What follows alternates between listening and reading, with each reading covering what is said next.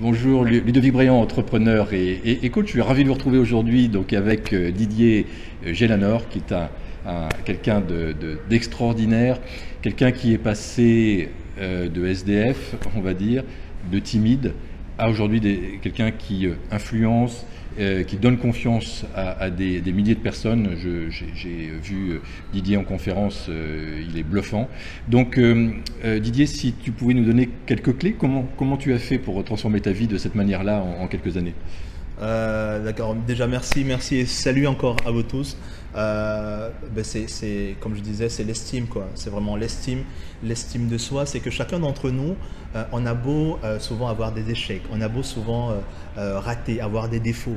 Et souvent quand on se regarde devant les miroirs, on voit tout de suite ce qui ne va pas.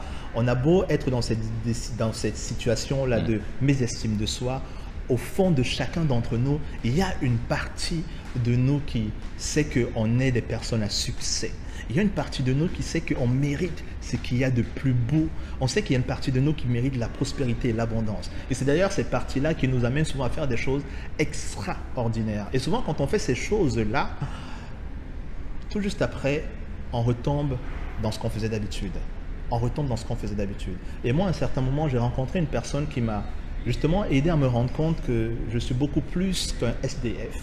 Je suis beaucoup plus qu'une personne qui pleure tout le temps et qu'au fond de moi, il y a cette partie-là qui est belle. Et je pense que c'est ce que Ludovic, moi, on essaye de vous dire, c'est qu'au fond de vous, ne vous fiez pas à ce qui vous entoure aujourd'hui, c'est qu'il y a quelque chose de beaucoup plus beau derrière. Bien sûr qu'il y a des peurs, bien sûr que ce n'est pas facile.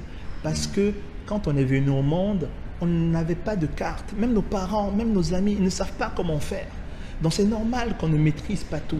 Et justement, la chance que l'on a, c'est qu'on est dans un monde où on nous a doté d'une intelligence qui est à nul être vivant comparable à ce que nous possédons.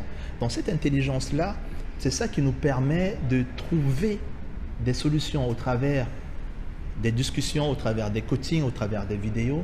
Donc ce qui est important pour nous et ce qui est important pour moi, c'est d'aller chercher auprès des gens des stratégies, des techniques pour pouvoir m'améliorer. Mais j'avais pas de carte routière. Mais comment tu as fait pour trouver ta vocation?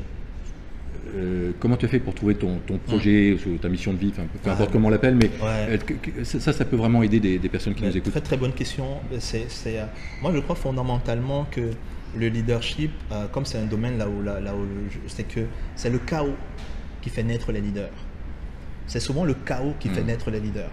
C'est souvent des situations difficiles, des personnes qu'on a sous-estimées, des personnes qu'on ne voyait pas d'habitude. Et là, il y a un incident, on ne sait pas ce qui se passe. Et la personne, elle se sent, c'est instinctif.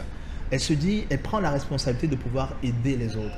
Moi, quand j'ai été dans la rue et que j'ai fait 2 tentatives de suicide, c'était vraiment la misère. Je sais que j'ai tellement pleuré.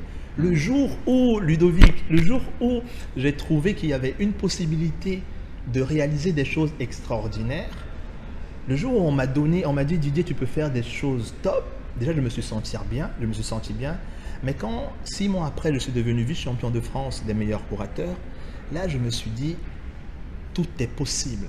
Et quand je me suis rendu compte de cela, je me suis donné comme mission, parce que je sais ce que j'ai vécu, que dans ma vie, quand je vais rencontrer une personne, il faut absolument que je partage ces outils-là. Parce que j'étais autour de moi, il y a des sans-abri qui pleuraient, c'était vraiment un truc horrible. Et je me disais, si eux, ils avaient ces outils-là, ils ne seraient pas là. Et je sais qu'aujourd'hui, sans-abri, ça peut être un divorce, ça peut être la création d'entreprise, ça peut être je ne sais pas quoi.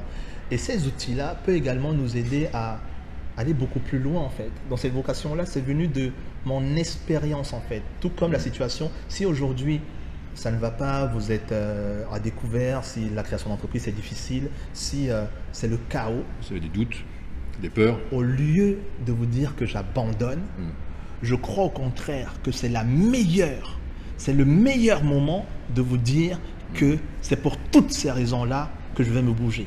C'est pour toutes ces raisons-là. Parce que le leadership, ça naît de ces moments-là. Ce n'est pas quand tout est rose, ce n'est pas quand tout va bien. Au contraire, c'est quand ça ne va pas que la personne décide de prendre sa vie en main parce qu'elle sait qu'il y a beaucoup de personnes qui comptent sur elle.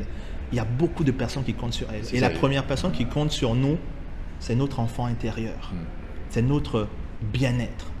Et c'est de notre responsabilité. Donc tu nous dis en fait que c'est pratiquement une chance de connaître une épreuve, ou de connaître des difficultés lourdes. C'est une chance parce que ça nous fait réagir et là on va chercher vraiment avec nos tripes ce qu'on a envie de faire. C'est ça. Ah, mais c'est clair, c'est Ouais. clair. Parce que rien n'est donné. Aujourd'hui, on nous vend un rêve. Rien n'est donné.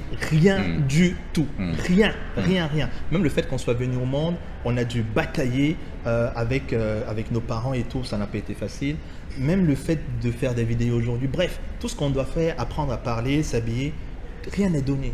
Donc à chaque fois, on a dû faire des efforts. Et c'est ces efforts-là que l'on grandit. Et c'est ce qu'on voit avec tous les leaders.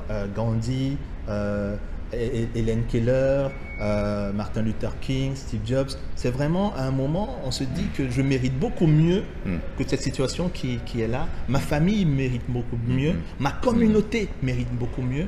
Donc je me dois de faire le nécessaire pour les amener à un autre niveau. Excellent, super.